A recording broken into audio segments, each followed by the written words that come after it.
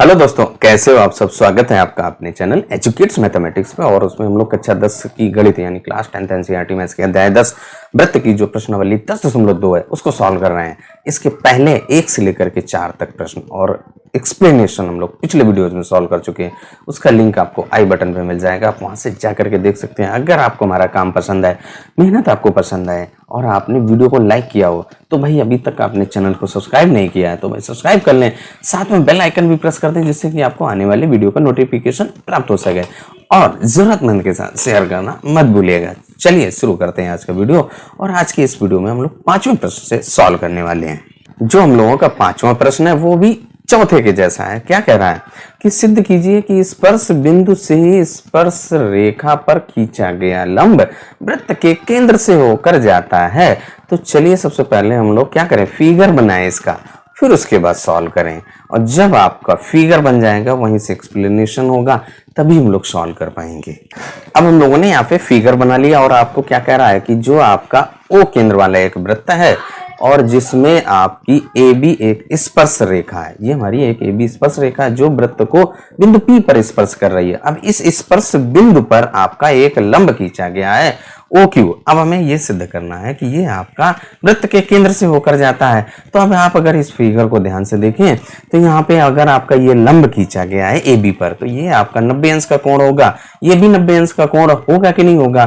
तो अब यहाँ से देखिए जो आपका कोण ओ पी बी, देखिए ओ पी बी, तो यहाँ पे कोण ओ पी बी बराबर 90 अंश का हो जाएगा तथा जो कोण आपका क्यू पी बी, कोण क्यू पी बी भी तो आपका 90 अंश का होगा। भाई जो हम लोग लंब खींचते हैं वो लंब आपका क्या होता है, 90 अंश का कोण बनाता है। तो यहाँ से जो आपका कोण ओ पी बी और धन कोण क्यू पी बी बराबर क्या हो जाएगा, 90 धन 90, यानी कि इनका योग आपका 180 अंश हो गया। इसका मतलब क्या हुआ भाई कि जो हमारी ओ क्यू एक सीधी रेखा है या कहें ओ पी क्यू एक आपके एक ही रेखा पर स्थित बिंदु हैं। तो जब आपके ये एक ही रेखा पर स्थित बिंदु हैं अतः वो आपका एक केंद्र से होकर जाएगा।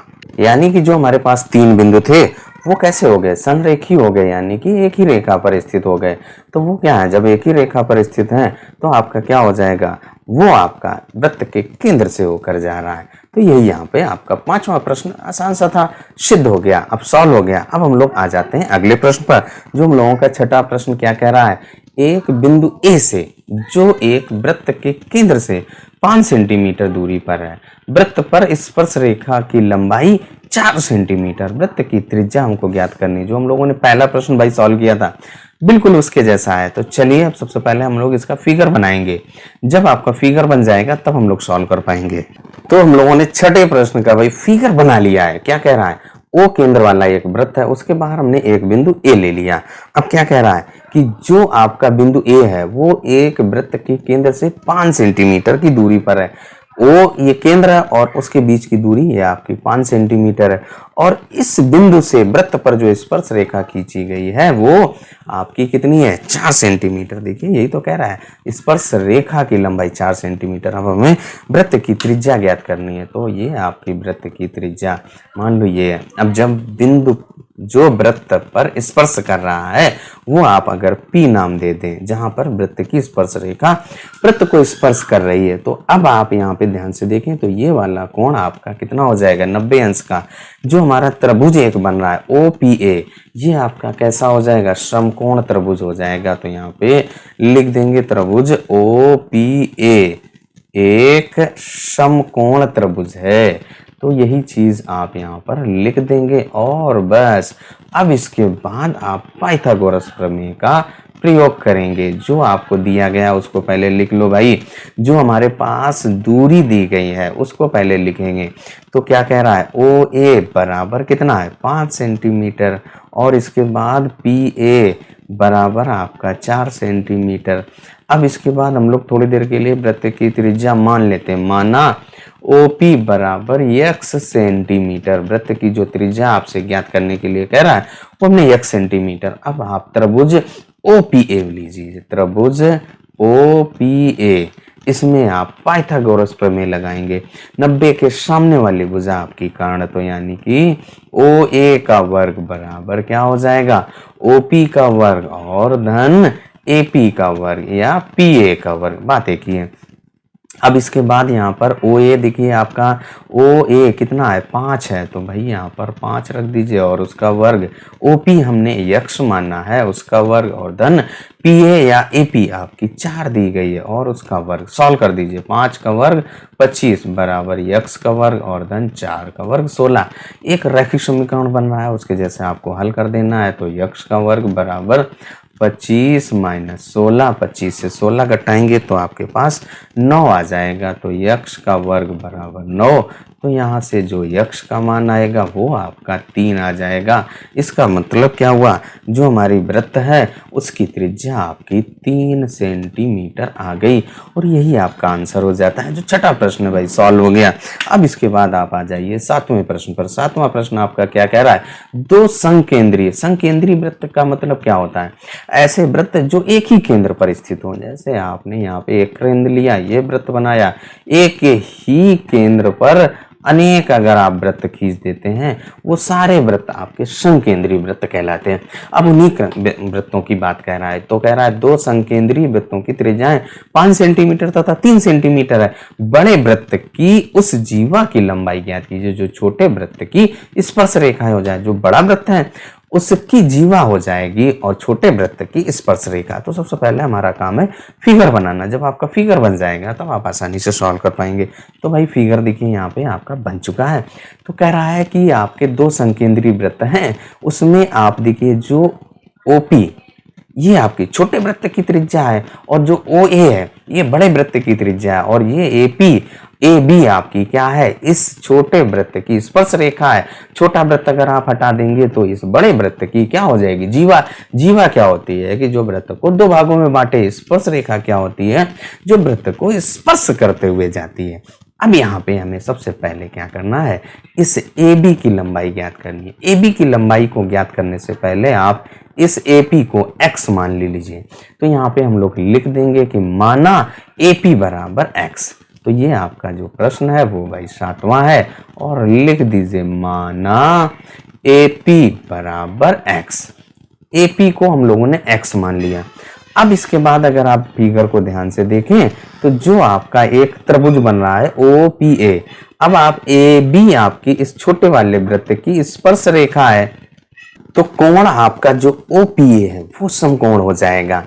अब इसके बाद यहाँ पे हम लोग क्या हो जाएगा, जो त्रिभुज ओ पी ए है वो एक समकोण त्रिभुज हो जाएगा। तो जो हमें दिया गया उसको नोट कर लिया कि ओ ए आपकी 5 सेंटीमीटर, ओ पी आपकी 3 सेंटीमीटर छोटे वृत्त की त्रिज्या और ओ ए बड़े वृत्त की त्रिज्या। इसके बाद जो आपका कोण ओ पी ए है वो इस ए बी स्पर्श रेखा और वृत्त की त्रिज्या के बीच का कोण है वो 90 अंश का होता है। अतः हमारा जो त्रिभुज ओ पी ए है वो एक समकोण त्रिभुज हो जाता है। अब आपका जो समकोण त्रिभुज ओ पी ए है उसमें पाइथागोरस प्रमेय का प्रयोग करते हुए आप एपी की लंबाई ज्ञात करेंगे। तो यहाँ पे लिखेंगे त्रिभुज ओपीए में जो आपका कर्ण समकोण जो 90 अंश का कोण है उसके सामने वाली भुजा वो कौन सी है, ओ ए है। तो यहाँ पे ओ ए का वर्ग बराबर क्या हो जाएगा, ओपी का वर्ग और धन ए पी का वर्ग। आधार और लंब, किसी एक को आधार किसी एक को लंब आप ले सकते हैं। ओ ए आपका देखिए 5 है तो 5 का वर्ग और ओपी देखिए आपका 3 है उसका वर्ग और धन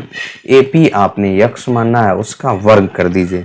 अब आप इसको सॉल्व कर दीजिए। तो जब आप सॉल्व करेंगे 5 का वर्ग करेंगे तो आपके पास 25 आएगा, 3 का वर्ग 9 और यक्ष की घात 2। ये आपका एक रैखिक समीकरण बन चुका है।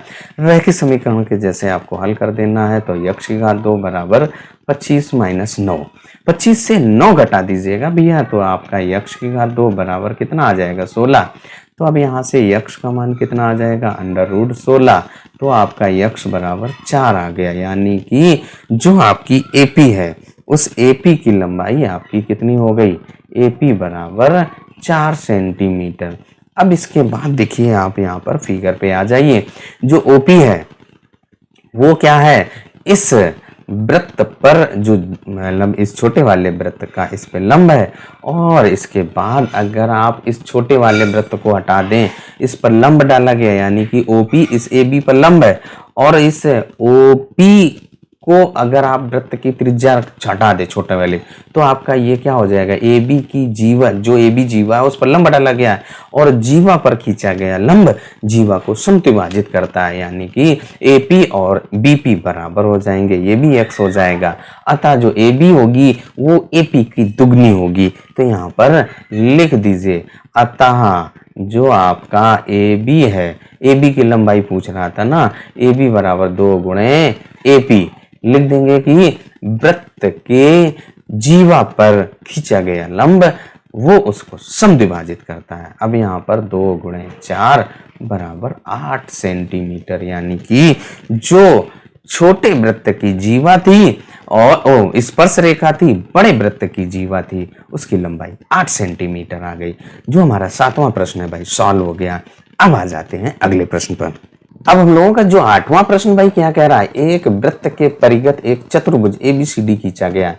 देखिए आकृति 10.12 सिद्ध कीजिए कि AB धन CD बराबर AD धन BC, यानी कि आपके जो आकृति यहाँ पे बनी हुई है, इसको अगर आप ध्यान से देखें तो आपके वृत्त के परिगत आपकी एक, यही तो कह रहा चतुर्भुज खींचा गया है ABCD आपका, तो इसकी आमने सामने भुजाओं का योग आपका बराबर कह रहा है AB का और CD का योग बराबर होगा AD और BC के, ये कह रहा है। तो चलिए हम लोग स्पर्श, यहाँ पे देखिए क्या है, जो बिंदु A है, इस बिंदु A से आपकी 2 स्पर्श रेखाएं खींचेंगी जो वृत्त को स्पर्श कर रही है ना, तो AP और AS की लंबाई बराबर होगी। ऐसे ही आपका जो BP और BQ की लंबाई बराबर होगी, CQ और CR की लंबाई बराबर होगी, और इसके बाद DR DS के बराबर होगी। यही तो होगा, क्योंकि किसी भी वृत्त के बाह्य बिंदु से खींची गई स्पर्श रेखाओं की लंबाइयां बराबर होती हैं। वो हम लोगों ने प्रमेय 10.2 में पढ़ा है। बस अब इसी का प्रयोग करते हुए हम लोग सॉल्व करेंगे। तो सबसे पहले जो हमें दिया गया उसको लिख लेते हैं, फिर सॉल्व करते हैं। अब हम लोगों ने लिख दिया कि हम लोग जानते हैं कि बाह्य बिंदु से किसी भी वृत्त के अगर बाहर स्थित बिंदु से जो भी आप स्पर्श रेखा, यानी 2 स्पर्श रेखाएं जो खींची जाती है, उनकी लंबाइयां समान होती। अतः देखिए यहाँ पे जो हमारे पास जो वृत्त है उस पर आपके बाह्य बिंदु से स्पर्श रेखाएं तो बन रही है, तो AP और AS की लंबाई बराबर होगी। बिंदु B से जो स्पर्श रेखाएं खींच रही हैं BQ और BP, इनकी लंबाई बराबर होगी। CQ और CR की लंबाई बराबर होगी। बिंदु D, जो बाह्य बिंदु D है, उससे जो स्पर्श रेखा DR और DS खींची जा रही, इनकी लंबाई बराबर होगी। तो यही यहाँ पर हम लोगों ने लिख दिया कि AP AS के बराबर है, BP BQ के बराबर है, CR CQ के बराबर है। देखिए आपका जो CR इस CQ के बराबर है। अब इसके बाद जो DR इस DS के बराबर है, तो यही यहाँ पे लिख दिया। और यहाँ पे ये क्या है, जो आपका बिंदु C से स्पर्श रेखाएं हैं, और यहाँ पर जो हमारा D है उससे स्पर्श रेखाएं, C से स्पर्श रेखाएं। और इसके बाद अब हमें जो सिद्ध करना है उस पर आ जाओ भाई। जो आपसे सिद्ध करने के लिए क्या कह रहा है कि जो AB और CD का योग और AD और BC का योग बराबर है। तो जो हमारे पास 4 समीकरण बन रहे हैं, इन चारों समीकरणों को हम लोग जोड़ देते हैं। जो 4 समीकरण बन रहे हैं 1 2 3 4, उनको जोड़ने पर, तो जब आप जोड़ेंगे तो जो आपका ये लेफ्ट हैंड साइड है AB BP CR DR, ये लेफ्ट हैंड साइड में जुड़ेगा, और जो राइट हैंड साइड में है AS BQ CQ और DS, ये आपका राइट हैंड साइड में जुड़ेगा। अब आप देखिए जो AB और BP, तो फिगर में आ जाइए भाई। AB और BP का जो योग है, AB और इस BP को अगर आप जोड़ेंगे तो कितना आ जाएगा भाई, ये आपका AB के बराबर होगा भाई। यही तो होगा, AB और इस BP को जोड़ें तो आपका AB के बराबर होगा। तो वही यहाँ पर आप लिख दीजिए भाई। तो लिख देंगे तो क्या हो जाएगा, ये आपका देखिए AP और BP आपका मिल गया, AB हो गया धन CR और DR। देखिए फिगर में आ जाओ, ये CR और DR मिलकर के आपका CD हो जाएगा।